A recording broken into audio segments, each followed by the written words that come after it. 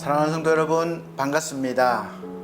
또 이렇게 함께하게 해주신 하나님께 감사드리고, 비록 아직까지 만나지 못하지만 같은 시간 이렇게 우리가 같은 하나님께 예배를 드리고 또 영광을 돌리고 또 은혜 받기 위해서 이렇게 함께 한다는 것 너무나 감사한 일이죠. 이 감사한 마음으로 우리 또 오늘 예배를 하나님 앞에 드리도록 하겠습니다. 다 같이 묵상 기도 드리겠습니다.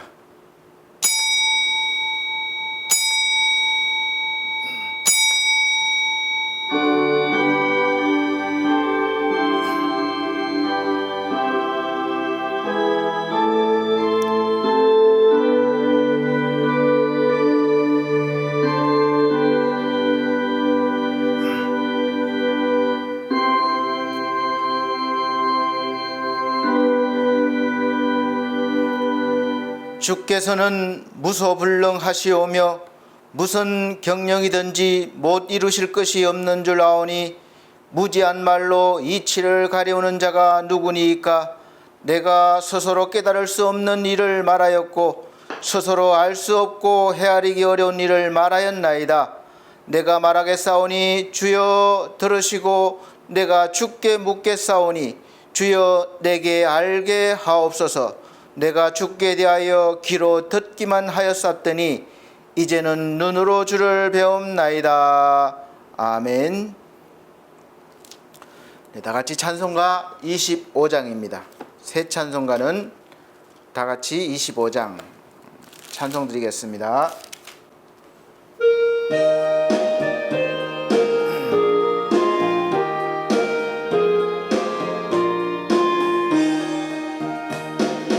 멸류관 가지고 주 앞에 드리세.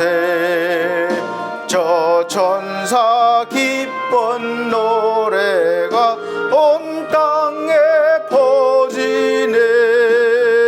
내 혼아 깨어서 주 찬송하여라.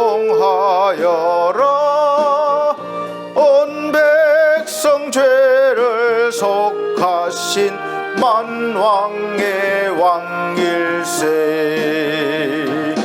멸류관 가지고 주 앞에 드리세. 그 손과 몸의 상처가 영광 중 빛나네.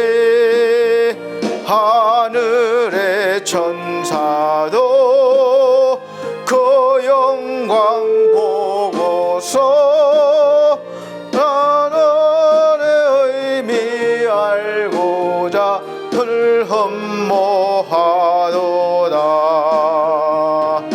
멸류관 가지고 주 앞에 드리세. 온 세상 전쟁 거치고 참 평화 오겠네. 주 보좌 앞에서 온 백성 엎드려 그 한량없는 영광을 늘 찬송하겠네. 아멘. 네, 성시교독 교독문 30번입니다. 찬송가지의 교독문 30번, 새 성경책은 60번입니다. 성경 교독문 30번, 새 성경책은 60번, 시편 139편입니다. 제가 한 절, 우리 성도님들께서 한 절 천천히 봉독해 나가도록 하겠습니다. 여호와여, 주께서 나를 감찰하시고 아셨나이다. 주께서 나의 앉고 일어섬을 아시며 멀리서도 나의 생각을 통촉하시오며 나의 길과 눕는 것을 감찰하시며 나의 모든 행위를 익히 아시오니 여호와여, 내 혀의 말을 알지 못하시는 것이 하나도 없으시니이다. 내가 주의 신을 떠나 어디로 가며 주의 앞에서 어디로 피하리이까? 내가 하늘에 올라갈지라도 거기 계시며 엄무에 계실지라도 거기 계시니이다. 내가 새벽 날개를 치며 바다 끝에 가서 거할지라도 곧 거기서도 주의 손이 나를 인도하시며 주의 오른손이 나를 붙드시리이다. 하나님이여 나를 살피사 내 마음을 아시며 나를 시험하사 내 뜻을 아옵소서. 내게 무슨 악한 행위가 있나 보시고 나를 영원한 길로 인도하소서. 아멘. 다 같이 사도신경으로 신앙 고백 드리도록 하겠습니다. 나는 전능하신 아버지 하나님 천지의 창조주를 믿습니다. 나는 그의 유일하신 아들 우리 주 예수 그리스도를 믿습니다. 그는 성령으로 잉태되어 동정녀 마리아에게 나시고 본디오 빌라도에게 고난을 받아 십자가에 못 박혀 죽으시고 장사된 지 사흘 만에 죽은 자 가운데서 다시 살아나셨으며 하늘에 오르시어 전능하신 아버지 하나님 우편에 앉아 계시다가 거기로부터 살아있는 자와 죽은 자를 심판하러 오십니다. 나는 성령을 믿으며 거룩한 공교회와 성도의 교제와 죄를 용서받는 것과 몸의 부활과 영생을 믿습니다. 아멘.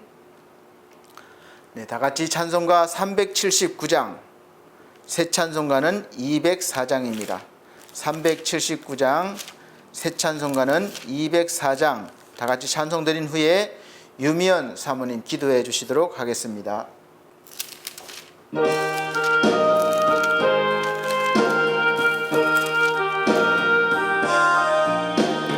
주의 말씀 듣고서 준행하는 자는 반석 위에 터닫고 집을 지음 같아.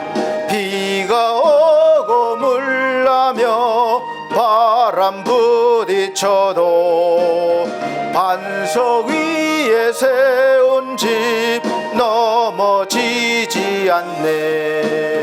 잘 짓고 잘 짓세 우리 집 잘 짓세.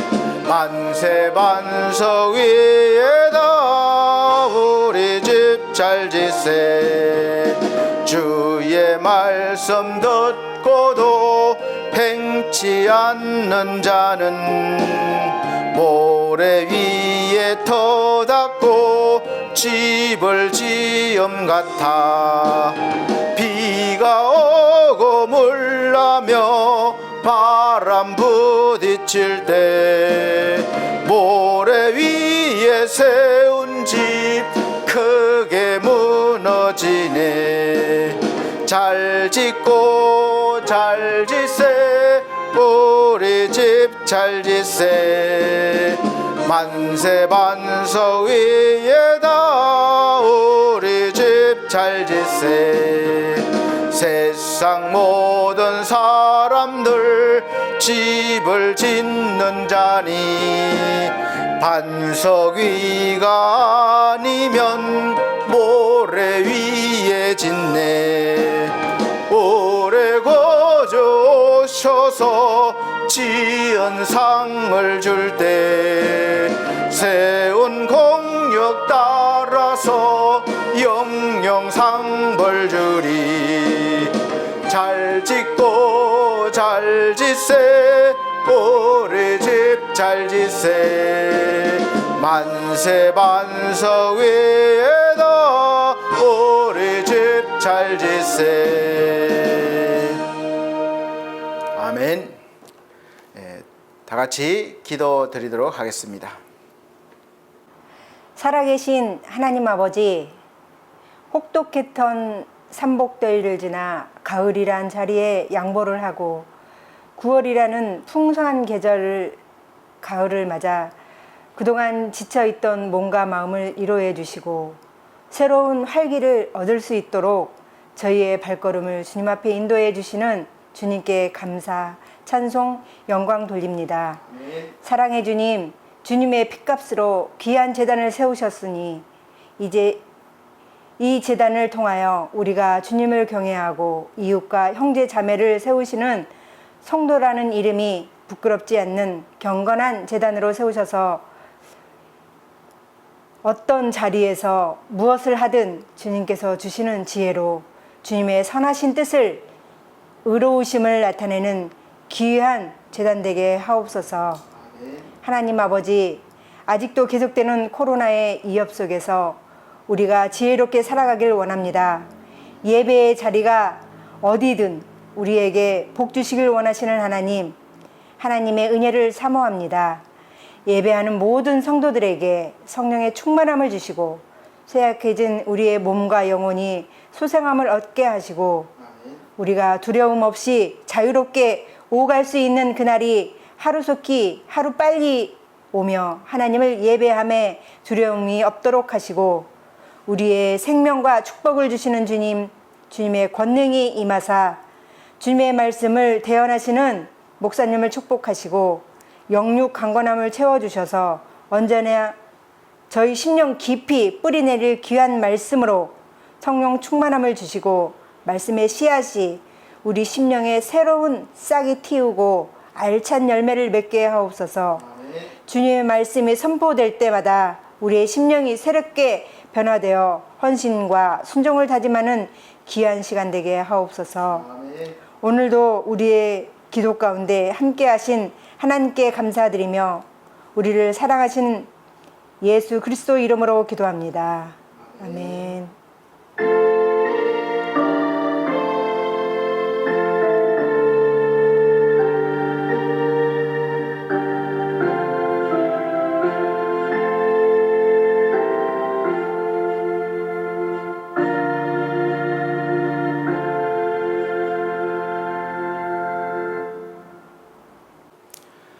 네, 감사합니다. 오늘 하나님께서 우리에게 주시는 하늘의 양식은 신약 성경입니다. 누가복음 12장 13절로 21절 말씀입니다. 누가복음 12장 13절로부터 21절 말씀 제가 천천히 봉독해 드리도록 하겠습니다. 무리 중에 한 사람이 이르되 선생님, 내 형을 명하여 유업을 나와 나누게 하소서 하니 이르시되 이 사람아 누가 나를 너희의 재판장이나 물건 나누는 자로 세웠느냐 하시고 저희에게 이르시되 삼가 모든 탐심을 물리치라. 사람의 생명이 그 소유에 넉넉한 데 있지 아니하니라 하시고 또 비유로 저희에게 일러 가라사대 한 부자가 그 밭에 소출이 풍성함에 심중에 생각하여 가로되 내가 곡식 쌓아둘 곳이 없으니 어찌할꼬 하고 또 가로되 내가 이렇게 하리라. 내 곡간을 헐고 더 크게 짓고 내 모든 곡식과 물건을 거기 쌓아두리라. 또 내가 내 영혼에게 이르되 영혼아 여러 해 쓸 물건을 많이 쌓아두었으니 평안히 쉬고 먹고 마시고 즐거워하자 하리라 하되 하나님은 이르시되 어리석은 자여 오늘 밤에 내 영혼을 도로 찾으리니 그러면 내 예비한 것이 네 것이 되겠느냐 하셨으니 자기를 위하여 재물을 쌓아두고 하나님께 대하여 부요치 못한 자가 이와 같으리라. 아멘. 네, 사랑하는 성도 여러분, 행복하셨습니까? 전주 설교 행복한 사람, 나는 행복한 사람인데 행복한 사람으로 일주일을 사셨다면 행복한 인생을 이제 시작하신 것입니다. 전주에는 나는 행복한 사람이란 제목으로 설교 말씀을 드렸습니다. 다른 사람이 아무리 행복하게 보이고 또 행복하게 살아도 내가 행복하지 않으면 내 인생은 행복하지 않는 인생이기 되기 때문에 내가 먼저 행복해야 합니다. 그래서 오늘 설교 제목을 행복한 내 인생이라고 설교 제목을 정했습니다. 이번 주도 전주에서 이어지는 말씀이라고 생각하시면 되는데, 전주가 좀 좁은 의미에서의 행복이라면 이번 주는 좀 넓은 의미에서의 행복이라고 할 수 있겠습니다. 하루하루 행복하게 사는 사람이 그 하루하루 행복한 날들이 이렇게 다 합쳐져서 결국에는 나중에 행복한 인생이 되는 것입니다. 오늘 본문의 말씀은 전형적으로 우리가 생각하는 행복의 조건에 대해서 예수님이 비유로 말씀하신 내용입니다. 돈을 번다고 안 그래도 부자인데 또 그의 소출이 풍성해서 걱정이 무슨 걱정인가 하면 이제 곡식을 어디다 쌓아둬야 될까, 이게 걱정이에요. 얼마나 많이 거뒀는지. 그래서 쌓아둘 것이 없어서 걱정입니다. 요즘으로 보면 돈을 많이 벌어서 쌓아둘 곳이 없어서 걱정인 것입니다. 부럽죠? 저도 좀 그런 걱정을 해봤으면 좋겠습니다. 그래서 통장도 여러 개 만들고 또 주식도 이것저것 하고 또 투자할 것도 찾는 것입니다. 그리고 하는 말이, 내 영혼아, 이제 여러 해 동안 쓸 돈을 많이 쌓아두었으니까 이제 고생은 그만하고 평생 평안히 쉬면서 먹고 마시고 즐거워하라, 이러는 것이에요. 그래서 더 가지고 더 쌓아두고 평안히 쉬면서 먹고 마시고 즐겁게 지내는 것이 행복이라고 생각하는데, 이 부자의 생각이 바로 오늘 나의 생각, 우리의 생각입니다. 전주에 솔로몬을 비유로 들었는데, 솔로몬도 똑같이 이와 같은 생각으로 눈이 원하는 대로, 마음이 원하는 대로 막지 아니했다고 그랬어요. 다 해봤다고 그랬어요. 그런데 뭐였습니까? 결국은 모든 것이 헛되다고 그러죠. 창세기 5장에 보면 아담의 후손들이 쭉 나열이 되어 있는데, 비교적 몇백 살씩은 기본으로 살았고 가장 오래 산 사람은 머두셀라입니다. 머두셀라는 무려 969세를 살았다고 기록이 되어 있습니다. 그런데 이 아담의 후손 중에 우리가 관심을 가지고 봐야 할 사람은 가장 누가 오래 살았느냐가 아니라 21절부터 24절 기록되어 있는 이 에녹이라는 사람입니다. 이 사람은 죽지 않고 하나님께 부름을 받은 사람이에요. 대부분의 사람들은 몇 세에 자녀를 몇 명 낳고 누구를 낳고 몇 세를 향수하고 죽었더라, 이렇게 기록이 되어 있는데, 이 에녹은 특이하게 무려 300년을 하나님과 동행했다고 기록이 되어 있습니다. 그리고 죽음을 보지 않고 하나님이 부르신 것이죠. 다른 사람들의 삶은 비록 900세를 넘게 살았던, 몇백 살을 살았던, 그냥 태어나고 자손 낳고 죽었다, 이렇게만 기록이 되어 있는 거예요. 자손을 낳고 열심히 사는 것도 중요합니다. 왜냐하면 이 자손 중에서 에녹이 나왔고 또 노아, 아브라함, 그리고 예수 그리스도까지 연결이 되었으니까 중요하다고 할 수 있습니다. 그래서 우리가 결혼하고 아이를 낳고 자손을 이어가는 것이 중요한 겁니다. 그 자손 중에 누가 나올지 모르는 거예요. 물론 예수 그리스도께서는 족보로는 후손이 되지만 사람의 혈통이 아니라 성령으로 잉태되셨습니다. 결국 우리의 삶은 이 하나님과 동행했다는 것은 너무도 의미가 있는 인생이 되는 것이죠. 그리고 이 의미가 있는 삶이 바로 하나님과 동행하는 삶이라고 성경은 우리에게 말씀하고 있는 것이죠. 에녹이 300년을 하나님과 동행했다는 것은 하루하루의 삶 속에서 하나님과 동행한 날들이 다 합쳐져서 300년이 되었다는 것입니다. 그래서 우리의 삶도 요즘 100세 시대, 120세 시대를 말하고 있습니다. 근데 100세이든 120세이든 그 나이가 중요한 것이 아니라 오늘 내가 행복하게 산 날들이 다 합쳐져서 내가 100세가 되었건 120세가 되었건 내 인생은 행복한 인생이다, 이렇게 말할 수 있어야 한다는 것이죠. 사랑하는 성도 여러분, 그렇게 고백하실 수 있으시겠습니까? 저는 올해 50대 중반인데 저는 행복한 인생이었다, 이렇게 말할 수 있습니다. 물론 제가 여기 부자처럼 쌓아둘 곳이 없어서 그런 것이 아니에요. 전주에도 말씀드렸지만 하나님과 함께함으로 저는 행복한 사람이라고 말씀드렸습니다. 여러분도 마찬가지예요. 저만 그런 것이 아닙니다. 그래서 일주일간 그 하루 행복하셨다면 이제 그 행복한 인생의 출발이 되신 것입니다.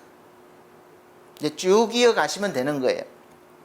사실 이런 것이 어려운 것 같지만 어떻게 보면 쉽기도 합니다. 이유는 전주에 설교에서 말씀드렸어요. 말씀을 잘 들으시고 소화를 하신 분들은 기억이 나고 또 힘이 되실 것입니다. 악한 영들은 항상 우리에게 달콤한 것을 제시하면서 그것을 취하면 행복하게 될 것이라고 우리를 유혹하고 하나님이 아니라 다른 것을 보게 만듭니다. 하나님과 우리 사이를 이간질하는 거예요. 그래서 마귀를 거짓의 아비라고 말씀하고 있습니다. 요한복음 8장 44절에는 너희는 너희 아비 마귀에서 났으니 너희 아비의 욕심대로 너희도 행하고자 하느니라. 그는 처음부터 살인한 자요 진리가 그 속에 없으므로, 진리가 없는 거예요. 진리가 없으니까 진리에 서지 못하고 거짓을 말할 때마다 제 것으로 말하나니 이는 그가 거짓말쟁이요 거짓의 아비가 되었음이라. 그래서 거짓말 잘하는 사람은 바로 이 악한 영의 영향이 있다고 볼 수 있습니다. 그래서 우리는 속지 말고 이 행복의 조건을 내 쪽에서, 우리 인간 쪽에서가 아니라 분명히 말씀드렸듯이 하나님에게서 찾으면 된다고 말씀드렸습니다. 그래서 어쩌면 내 힘으로 아니니까, 믿음만 있으면 되니까 쉽기도 하죠. 그러므로 오늘 하루하루를 하나님과 동행하면 행복한 것이고, 그 하루하루가 10년이 되고 50년이 되고 100년이 되고 또 120년이 되었을 때 나는 행복한 인생이다, 이렇게 말할 수 있는 것이죠. 그래서 하나님을 향한 믿음이 있으면 순전히 하나님께서 행복하게 해주시는 것이고, 또 하나님께서는 그 우리가 생각하는 행복을 주시고도 넘치실 만큼 능력도 많으신 분이에요. 무한하신 분이에요. 그러니까 행복한 인생을 살기는 우리가 생각하는 것보다 어렵지 않고 오히려 또 쉬울 수 있음을 믿으시길 바랍니다. 그래서 정답은 지금 우리가 살고 있는 땅에 있는 것이 아니라 앞으로 우리가 누려야 할 영원한 하나님의 나라, 천국에 소망을 두고 살아야 한다는 것이죠. 출애굽기 12장에 보면 마지막 장자가 죽는 재앙이 오면 이제 이스라엘 백성들이 탈출해야 될 때예요. 그러니까 탈출하기 전에 하나님이 말씀하셨습니다. 어린 양의 피를 진문 좌우설주에 바르고, 곧 예수 그리스도를 의미합니다.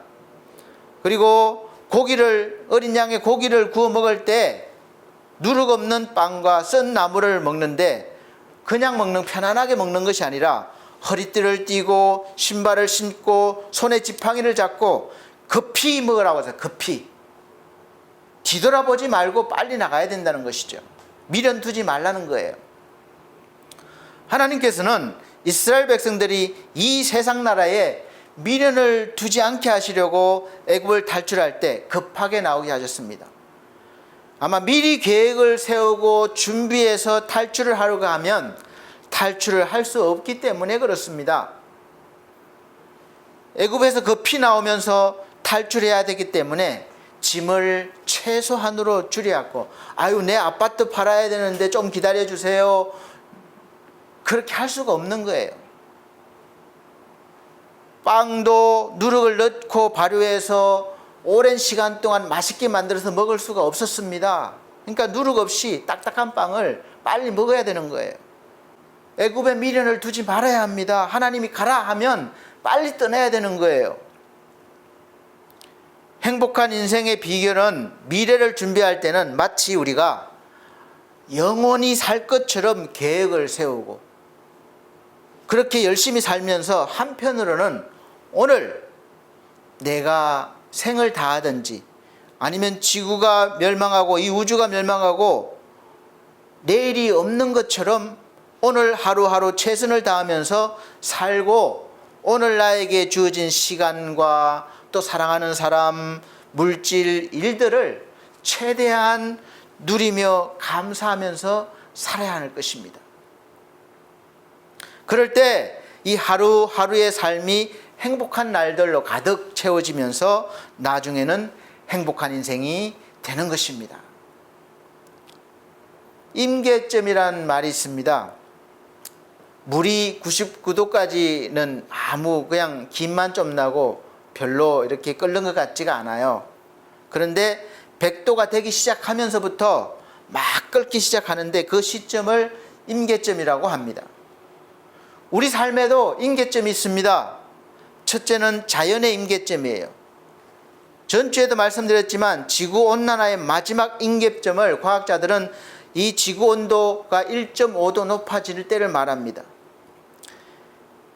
지구의 온도가 사는 곳마다 다 다른데 어떻게 평균 1.5도를 계산했는지는 모르지만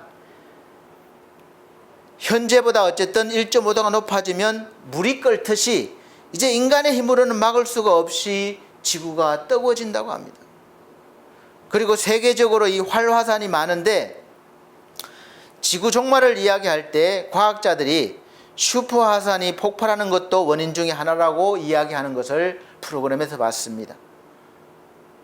슈퍼화산이 폭발하면 그 분출량이 어마어마해서 대기 중으로 올라가면 오랫동안 햇빛을 차단하게 된다고 그래요. 그래서 햇빛을 차단하기 때문에 이 땅의 온도가 급격하게 내려가서 마치 빙하 시대처럼 그렇게 된다는 겁니다. 그래서 식물들이 살 수가 없기 때문에 이 자연의 법칙에 따라서 먹고 사는 그런 동식물 체계가 완전히 무너지게 되고 지구 멸망이 올 수도 있다고 그렇게 말하고 있습니다. 그 종말의 원인 가운데 이 슈퍼화산이 지구에 4군데가 있는데 미국에 있고 뭐 또 저기 인도 쪽에 있고 그런데 우리나라에도 무섭게 하나 있다는 것입니다. 백두산입니다. 백두산에 있는 화산이 지금 쉬고 있다는 거예요. 그러니까 백두산이 엄청나게 그 밑에는 마그마가 엄청난 양이 있다는 거예요. 기록적으로 봐도. 그래서 슈퍼 화산 중에 하나라서 이게 만약 터지면 뭐 감당할 수가 없다는 거죠. 그래서 이 백두산도 언제라도 다시 폭발할 수 있는 것이고 근래에 그 징조들이 자주 나타나고 있다는 과학자들의 말입니다. 이런 이야기를 들으면 대부분의 사람들은 현재 닥치지 않았기 때문에 막연하더라도 이 공포심이 들고 재앙이 닥치면 어떻게 살까를 연구하기 시작합니다. 그래서 대피 장소를 돈 있는 사람들은 미리 만들어 놓고 숨을 곳을 만들어 놓고 식량을 저장하고 그렇게 하고 있습니다. 사실 그렇게 하는 것이 무슨 의미가 있겠습니까? 물론 스스로 삶을 포기하라는 것이 아닙니다. 우리가 할 수 있는 한 생명이 있는 동안에는 정말 어떻게 해서라도 열심히 재앙에 대처를 하고 또 살아가야 합니다. 그러나 그렇게 살면서 때가 되면 평안하게 기쁨으로 받아들일 수 있는 그 마음이 되어 있는 사람이 오히려 이런 사람은 주님이 오시는 날을 기다리면서 영원한 하나님의 나라를 소망하면서 사는 사람이 될 것이고 이 사람이 바로 행복한 사람입니다. 소돔과 고모라 사건을 바라보면서 우리는 미련을 가지고 뒤를 돌아보면 안 되는 사람들이라는 것을 알 수가 있습니다. 우리 하나님의 백성은 하나님께서 알려주시는 임계점이 있습니다. 개인적으로도 있고 나라적으로도 있고 우주적으로도 있어요. 개인적이나 나라적인 임계점은 항상 성경의 기록에 보면 죄가 하늘에 닿았을 때, 죄가 만연했을 때, 그때입니다. 하나님께서는 그때가 되면 더 이상 참지 않으시는 것을 볼 수 있습니다. 그래서 하나님께서 정해놓으신 그 임계점이 오기 전에 빨리 깨닫고 회개하는 사람이 정말 복된 사람이라고 할 수 있습니다. 불행한 인생은 말씀을 듣고도 그냥 좋은 내용이다, 그냥 좋았네, 오늘 정말 감동적이었어, 그리고 그냥 끝나는 사람입니다. 교회를 다니고 예수 그리스도를 믿어도 주님 우리를 데리러 오셔서 주님이 오라고 할 때 지금 이 땅에 살면서 버려놓은 일들이 마무리해야 되니까, 아직 남았으니까 잠깐만 기다려 주세요, 미련이 많은 사람, 이런 사람은 불행한 인생이 되는 것입니다.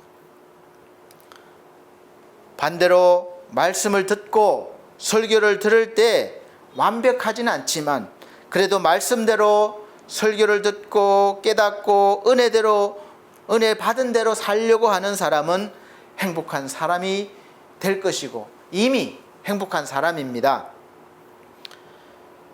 주님이 오셔서 이렇게 오라고 손짓하고 있으면 어떤 일이 있어도, 아무리 중요한 일이 있어도, 바쁜 일이 있어도, 지금 버려놓은 일들이 많아도, 내가 아니면 안 될 것 같아도 두 손 들고 할렐루야, 주님 어서 오십시오, 이렇게 기쁨으로 반기면서 다 버려두고 달려갈 수 있어야 하는 것입니다. 이런 사람은 행복한 사람이요, 행복한 인생을 살고 있는 사람입니다. 하늘에 소망을 두고 있기 때문에 그렇습니다. 오늘 내가 감사할 일이 무엇이 있습니까? 그리고 내일의 걱정은 내일이 하게 하라고 성경은 말씀하고 있습니다. 오늘 하루도 물론 하나님이 허락하신 날이지만 우리가 걱정하는 내일도 나의 날이 아닐 수 있기 때문에 그렇습니다.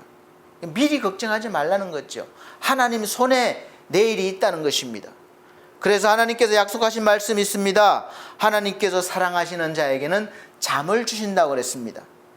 잠을 주신다는 것은 아주 깊이, 아주 푹 깊은 잠을 자게 한다는 의미보다는 우리가 잠을 자는 동안에도 아무것도 안 하고 그냥 하나님께 맡기고 평안히 잠을 자는 동안에도 하나님께서는 나에게, 내가 하는 일들에게 복을 주신다는 거예요. 내가 자고 있는 동안 아무것도 할 수 없지만 그 시간에도 해가 뜨고 천하 만물이 살아 움직이고 하나님의 자녀가 하는 일이 잘 되도록 하나님께서 일을 하신다는 겁니다. 모든 것이 하나님의 섭리 안에 있기 때문이고, 또 하나님의 자녀들은 일반적인 자연 법칙 같은 은혜를 넘어서서 특별한 은혜로 돌보심을 받고 있다는 것을 믿어야 합니다.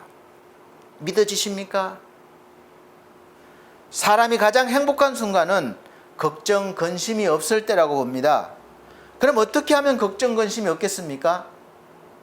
이 세상에서 열심히 나에게 맡겨진 일을 열심히 감당하고 창의적인 일도 하고 사람과의 관계도 사랑하는 사람을 만나서 열심히 사랑하고 또 가정을 이루어서 아이도 낳고 살고 또 인연이 닿은 사람들과 소중한 관계를 이어가면서 서로 돕고 위해 주면서 또 우리는 살아야 합니다. 그러나 언제나 때가 되면 다 버리고 떠날 수 있는 마음의 훈련도 한편으로는 해야 하는 것이에요. 갑자기 닥치면 이게 이제 미련이 되는 것입니다. 늘 평상시에 그런 마음을 한편으로는 가지고 하늘의 소망을 두고 살아야 하는 것입니다. 하나님께서 그렇게 하나님의 백성을 훈련을 시키시는 거예요. 이 땅에서 빛과 소금으로 선한 영향력을 주고 전도도 하고 행복하고 아주 멋지게 살지만 하나님이 부르시면 이 땅의 것은 아무것도 아니에요. 그냥 버리고 바로 달려갈 수 있어야 하는 것입니다. 어떨 때는 하나님을 믿는 사람의 죽음이 우리가 보기에는 처참한 죽음일 수도 있지만 더 깊이 보면 하나님께서 이제 이 세상에서의 무거운 짐을 내려놓게 하시고 하나님의 품에서 평안한 안식을 주시는 시간이 바로 죽음이라고 저는 바라보고 믿고 있습니다. 그래서 우리가 선교를 하다가 아니면 예수를 믿는다는 이유로 총칼에 무자비하게 목숨을 잃는 일이 있는 것에 대해서 우리가 구원해 달라고, 피하게 해달라고 기도해야 합니다. 간구해야 합니다. 하지만 그 구원이 우리가 바라는 생명이 구원받는 그런 구원이 아닐 수도 있다는 것이죠. 꼭 이 땅에서 목숨을 건지는 일만이 구원이 아니라 죽음도 하나님께서 은혜를 베푸시는 구원이라는 것을 우리 그리스도인들은 알아야 합니다. 성경의 역사를 보면 알 수 있습니다. 그런데 머뭇거리거나 미련을 가지고 머물면 반드시 살면서 문제가 생깁니다. 야곱이 형 에서가 받을 장자의 복을 아버지를 속이고 받고 나서 형의 분노를 사서 도망가게 되죠. 그래서 외삼촌 라반의 집에서 이제 살면서 아내 라헬도 만나고 또 그 언니도 레아까지도 아내로 삼고 무려 12명의 아들을, 그 하녀들도 해서 12명 아들을 낳았습니다. 재산도 많아져서 이제 외삼촌 집을 떠나서 고향으로 돌아오면서 형 에서의 분노를 풀기 위해서 야복강에서 건너기 전에 진정으로 하나님을 만나는 그런 은혜가 있고, 또 이름도 이스라엘이라는 이름을 얻고 완전히 거듭난 사람이 되었죠. 그런 후에 하나님께서 형 에서와의 원한 관계를 풀어주시면서 에서를 반갑게 맞이하게 되고, 야곱은 하나님께서 말씀하신 베델로 올라가야 했습니다. 근데 가다가 도중에 시딤에 머물게 되면서 거기가 살기 좋았던 모양입니다. 자리 잡고 살았어요. 미련을 버리지 못했습니다. 그래서 그 시간이 하루하루 가면서 몇 년이 지나면서 문제가 생겼죠. 어느 정도의 시간까지는 괜찮았지만 임계점이 된 것입니다.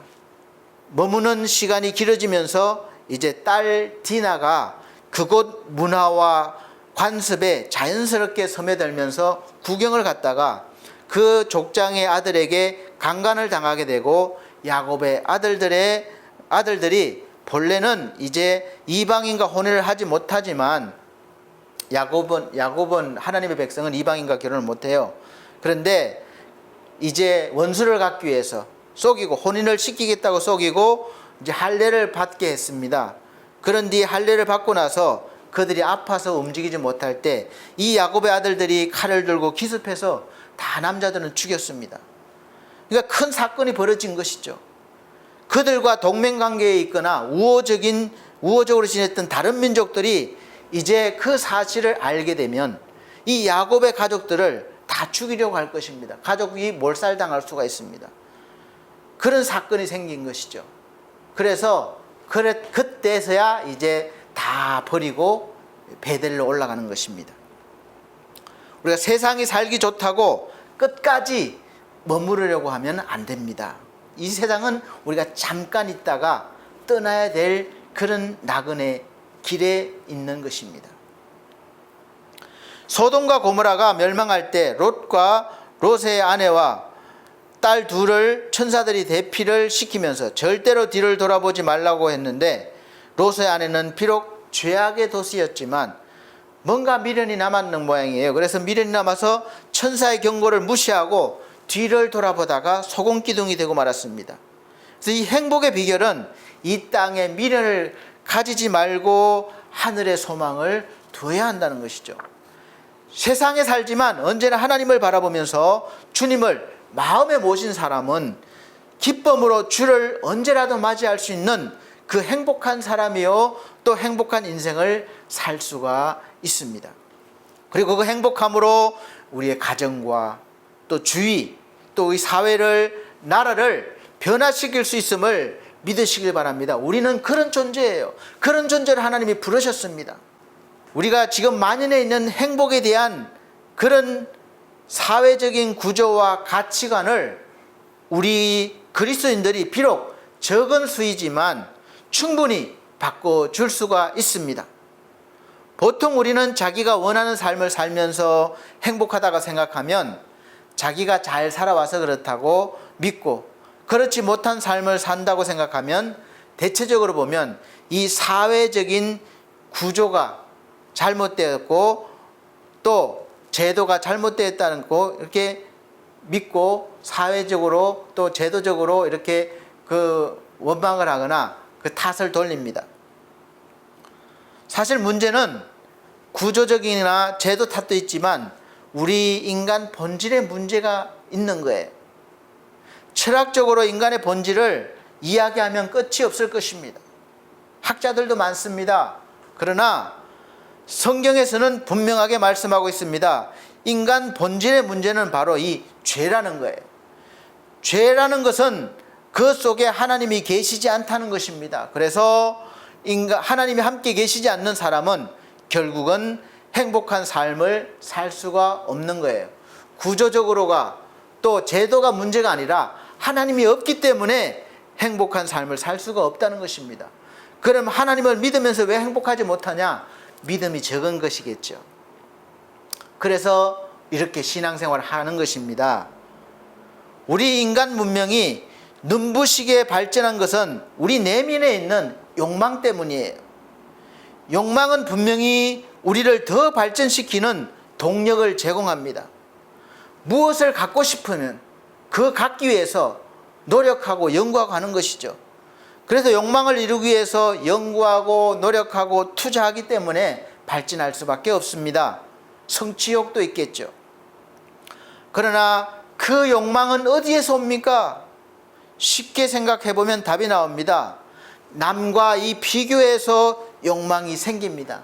내가 다른 사람과 비교했을 때 내가 가진 것이 더 적고 부족하다고 생각하면 더 가지고 싶은 그런 욕망이 생기는 거예요.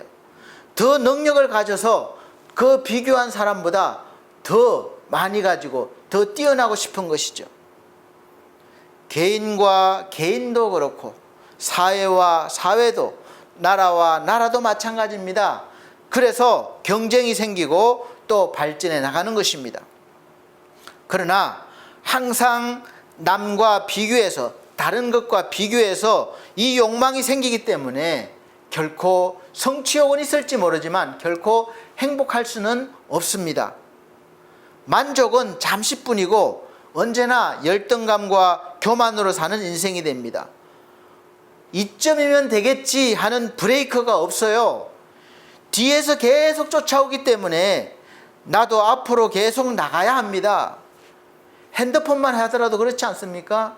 너무 좋은 거예요, 지금 핸드폰이. 그런데 여기서 가만히 있을 수가 없어요. 왜냐하면 후발업체들이 계속 더 좋은 것을 만들어내고 쫓아오기 때문에 앞서고 있는 업체는 더 또 연구하고 또 개발해야 되는 거예요. 그래서 피곤한 인생이 되는 것이죠. 그래서 결국은 우리가 살고 있는 동안 참된 평안이 없고 늘 따라잡힐까 봐 불안한 것입니다. 한때 코미디 프로그램에서 1등만 기억하는 이 더러운 세상, 이런 말이 유행했었습니다. 이 사회를 풍자한 그런 빗댄 말이었죠. 공감하니까 유행이 된 거예요. 어떤 분야든지 1등만 기억하는 것이죠. 2등은 별로 기억이 안 됩니다. 1등을 하는 순간 그 사람은 영광이요 행복합니다. 그러나 그 잠깐의 영광과 행복이 끝나고 나면 그때부터 이 1등 자리를 지키기 위해서 불행한 삶이 시작되는 것이죠. 그래서 하나님께서는 우리에게 필요한 것을 구하라, 얼마든지 구하라고 하신 후에 그 필요한 것을 바라보지 말고 그 필요한 것을 주시는 본질인 하나님을 바라보고 하나님 한 분만으로 만족하라는 것입니다. 하나님 앞에 있는 사람은 이제 남과 비교하지 않습니다. 저도 그렇습니다. 그래서 열등감이 거의 없어요. 저도 부러울 것도 없습니다. 제 또래 친구들이 집을 사고 뭐 사업을 거창하게 하고 제 나이 또래는 그렇죠. 근데 전혀 열등감 없습니다. 부러움도 없어요. 그냥 친구일 뿐입니다.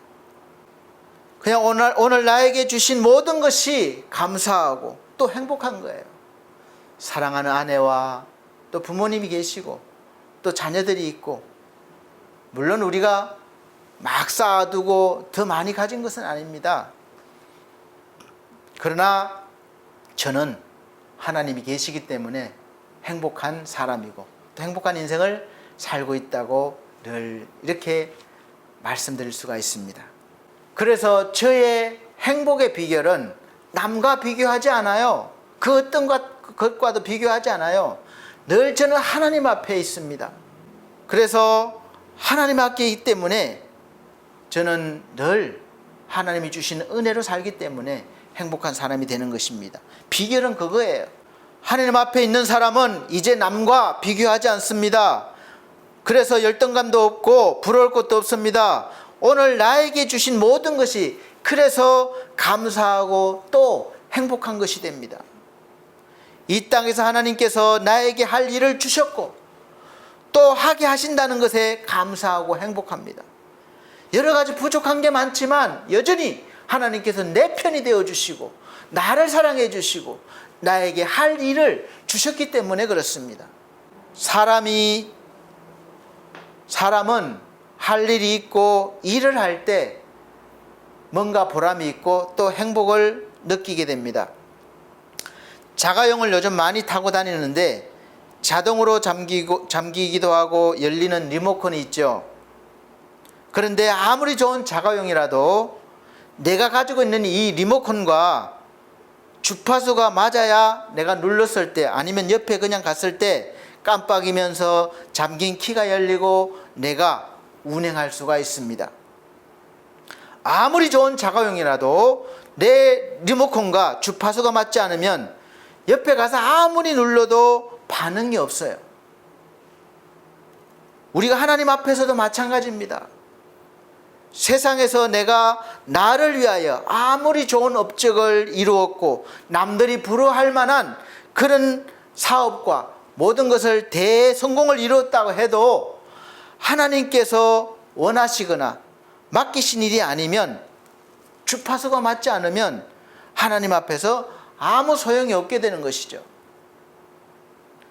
세상 사업이나 일은 물론이고 교회라 할지라도 내가 목사라 할지라도 하나님이 필요로 하실 때 리모컨을 누르셨을 때 아무런 반응이 없으면 필요가 없는 거예요.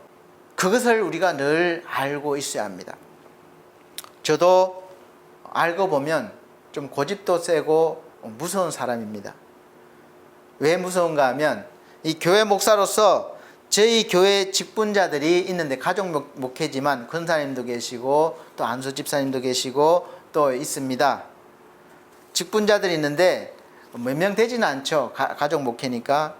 그리고 지금은 비대면 예배가 진행되고 있어서 별로 우리가 할 일이 많지가 않습니다. 모여야 뭐 식사도 같이 하고 뭐 할 일이 있는데 할 일이 많지 않습니다. 그러나 예배에 꼭 필요한 예배를 위한 기도를, 그러니까 대표적 기도죠. 기도를 돌아가면서 이렇게 시키고 있습니다.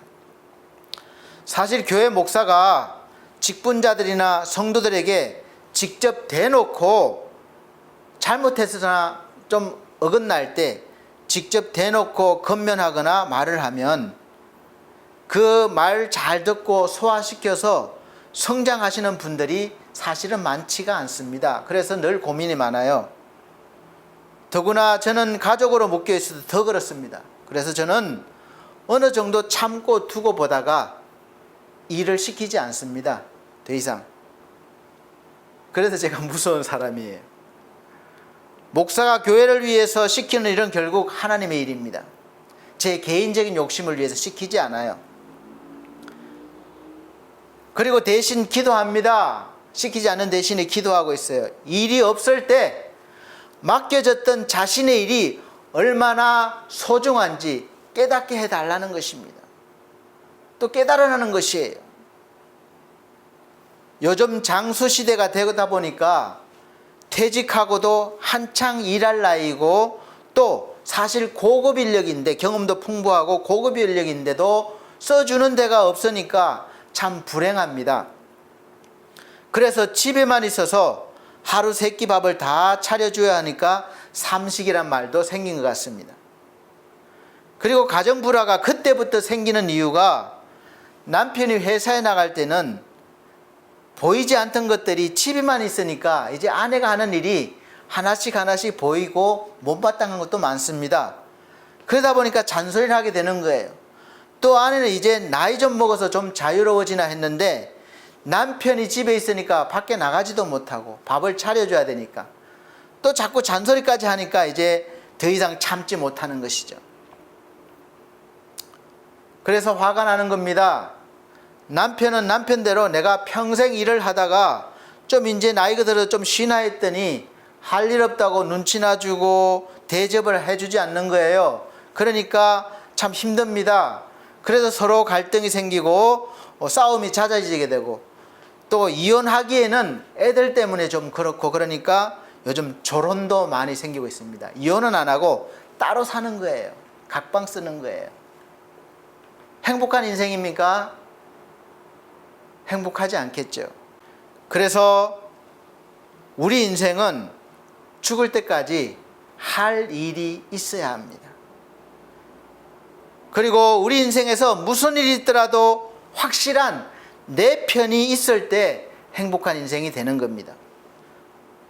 그리고 우리에게는 그 확실한 내 편이 되어주시는 분이 바로 하나님이십니다. 우리 아버지 되시는 분이에요. 할렐루야. 그리고 그 하나님이 나와 함께 계심으로 나는 행복한 사람이요 또 지금 행복한 인생을 살고 있는 것입니다. 그것은 저뿐만이 아니라 여러분도 마찬가지임을 믿으시길 바랍니다.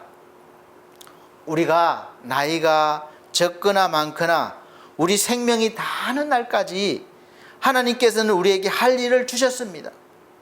그리고 언제나 확실하게 내 편이 되어 주신다고 하셨습니다. 그러니까 얼마나 행복합니까? 나이 들어서 아무것도 할 힘이 없어도 기도할 수 있습니다. 목사님, 내가 이 나이에 80, 90에 무슨 일을 합니까? 할 수 있는 일이 있습니다. 바로 기도하는 일입니다. 자녀들을 위해서, 가족들을 위해서, 교회를 위해서, 나라를 위해서, 또 이 지도자들을 위해서, 영혼 구원을 위해서 기도하는 일들이 얼마나 많이 있고 또 얼마나 위대한 일입니까? 젊었을 때는 정말 열심히 일을 하느라 바빠서 기도할 시간이 없지만 사실 없기도 합니다. 근데 이제는 바쁠 일도 없어요. 그러니 기도할 시간이 얼마나 많습니까? 우리 어르신들 보면 대체적으로 밤에 잠을 못 주면 잠이 안 온대요. 수면제 드시지 마시고 그 시간에 기도하십시오. 하나님이 잠을 주십니다. 기도하는 일들이 너무 중요하고 큰일입니다. 그러니까 나이 먹어서 힘이 없다고 하지 마시고 이 큰일, 중요한 일을 해주시기를 부탁드립니다. 하나님이 기뻐하시는 일이고 우리가 잘 되는 일이에요. 또 우리에게 맡기신 사명입니다. 그래서 얼마 전에 보니까 민주당 윤호중 원내대표인지 하는 분이 정확히는 모르겠는데 지금 국민의힘 대선 후보 경선을 하고 있는 윤석열 전 검찰총장이 검찰총장으로 있을 때 고발 사주 의혹이 있다고 해서 좀 요즘 굉장한 관심거리죠. 뉴스마다 계속 나오고 있습니다.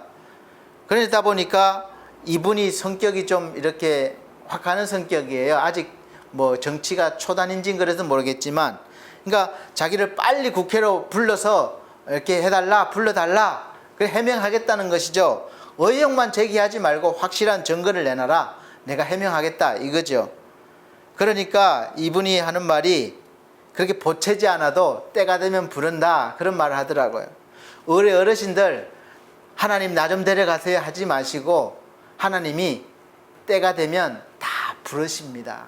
그러니까 부르시기 전까지 기도해 주십시오. 얼마나 위대한 일이고 얼마나 소중한 일인지 모릅니다. 우리 어르신들을 위해서 기도하셔야 됩니다. 또 사랑하는 자녀들을 위해서도 기도해야 돼요. 이 나라의 민족을 위해서도 지도자들을 위해서도 기도해 주시기 바랍니다. 그러면 기도하시다 보면 행복감을 느끼실 것입니다. 하나님이 기도하는 사람에게 함께 해주신다고 약속하셨습니다. 그러니 어찌 행복하지 않을 수가 있겠습니까? 하나님의 말씀을 듣고 예수 그리스도를 알고 예수께서 나를 위해서 어떤 일을 하셨는지, 그리고 그 하신 일들이 나와 무슨 상관이 있는지 분명히 알고 믿는 사람은 행복한 사람입니다. 그리고 그 순간부터 하루하루 행복한 날들이 이제 쌓이고 쌓여서 나중에 여러분의 인생을 되돌아보시면 나는 행복한 인생이야 라고 기뻐하시고 그런 고백을 하실 수 있을 것입니다.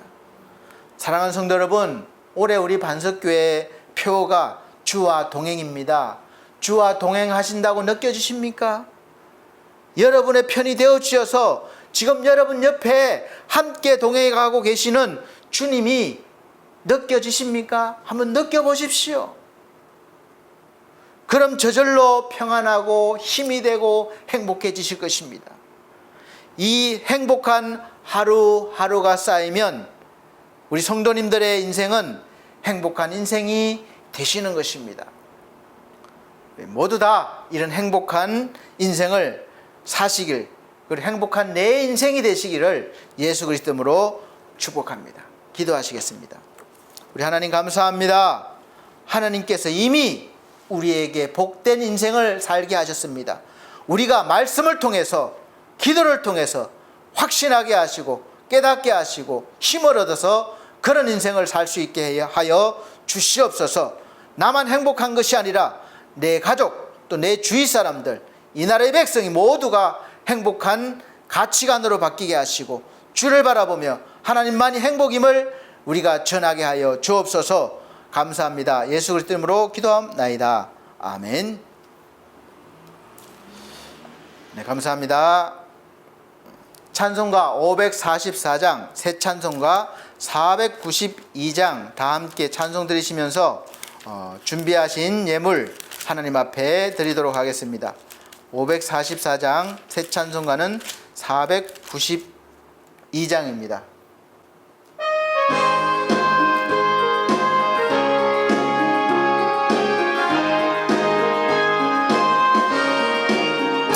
잠시 세상에 내가 살면서 항상 찬송 부르다가 날이 저물어 오라 하시면 영광 중에 나가리.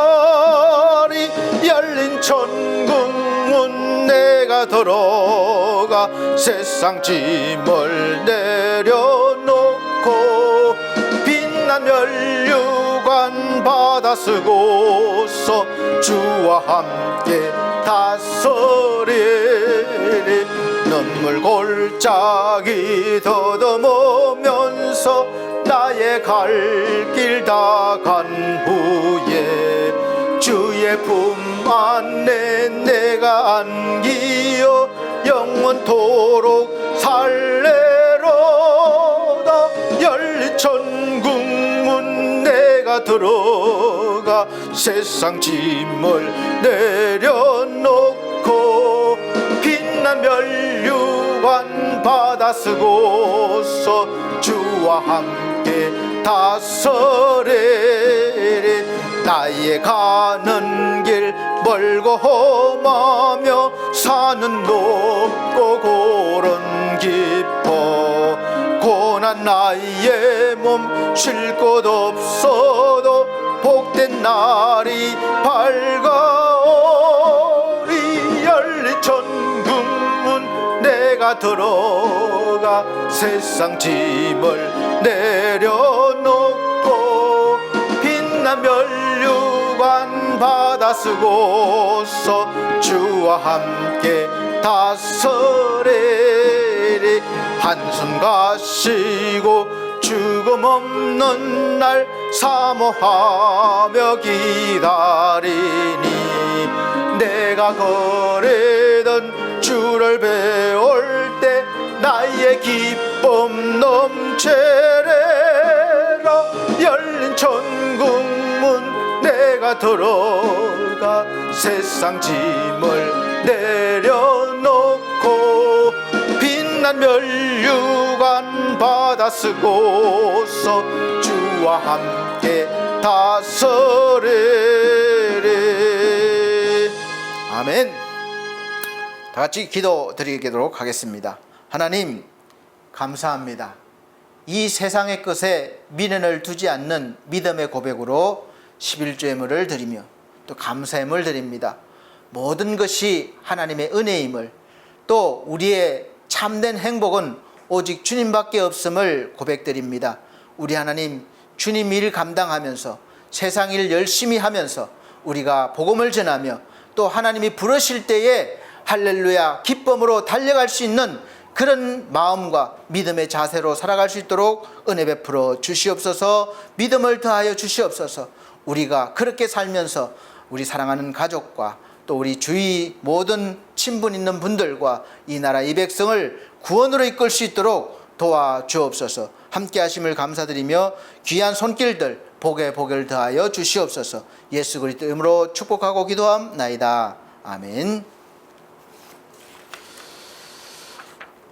네, 교회 앞에 광고 말씀드리겠습니다. 올해 21년도 교회 표어는 주와 동행입니다. 미가서 6장 6절에서 8절 말씀입니다.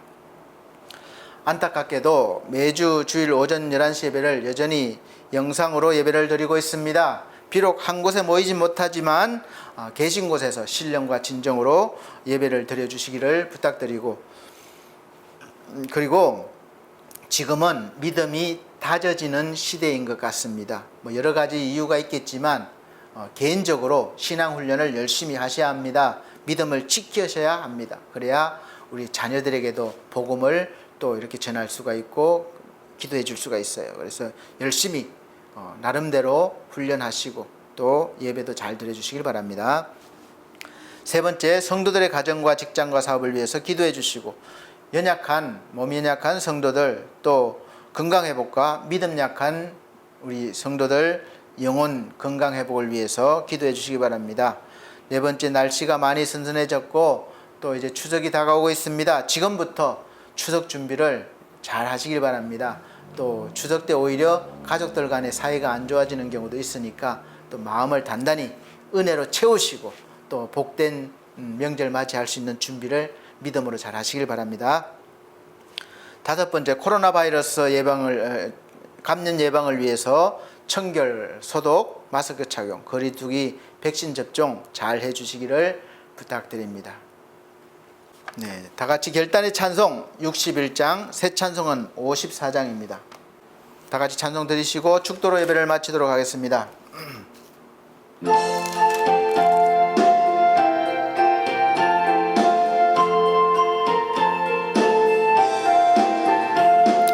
주여 복을 비옵나니 편히 가게 하시고 사람마다 주 은혜로 이기도록 하시고 광야 같은 세상에서 항상 인도하소서. 주의 복된 말씀 듣고 무한 감사합니다. 구원받은 주의 성도 열매 맺게 하시며 하나님이 우리 함께 항상 계시옵소서. 아멘.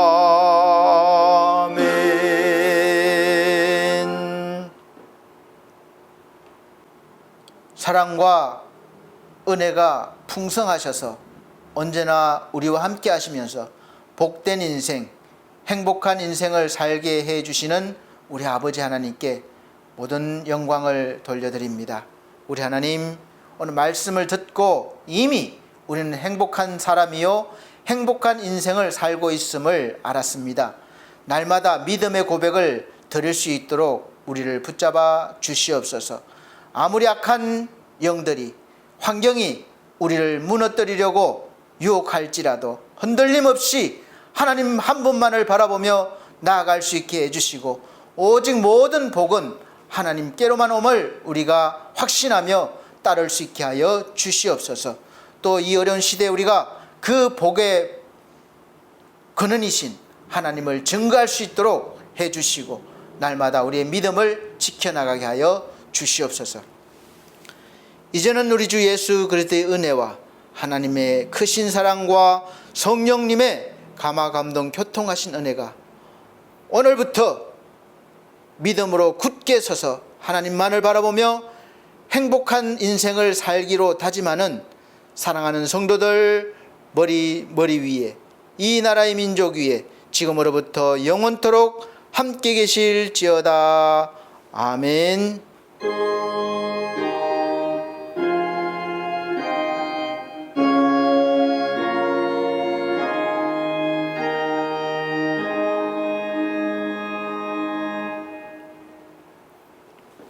감사합니다. 하나님께 영광 돌립니다.